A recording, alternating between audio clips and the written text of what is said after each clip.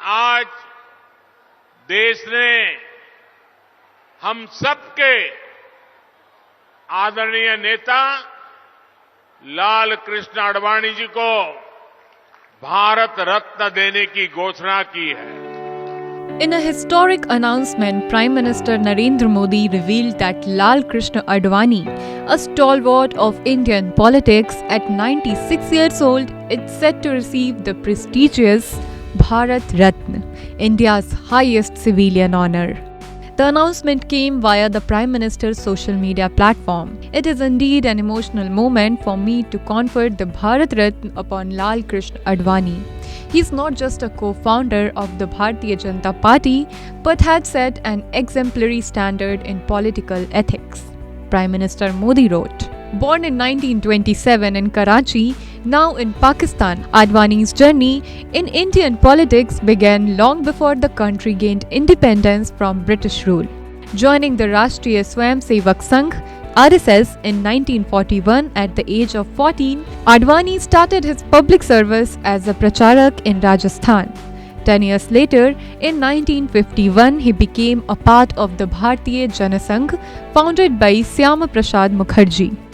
His political journey gained momentum when he served as the chairman of the first Delhi Metropolitan Council in 1967. By 1970, Advani had become a member of the National Executive of the RSS and a member of the Rajya Sabha. In the post-emergency era of 1977, Janata Party emerged and Advani took on the role of Information and Broadcasting Minister in Morarji Desai's cabinet. The political landscape shifted again in 1980 when Advani, alongside Atal Bihari Vajpayee, founded the Bharatiya Janata Party (BJP).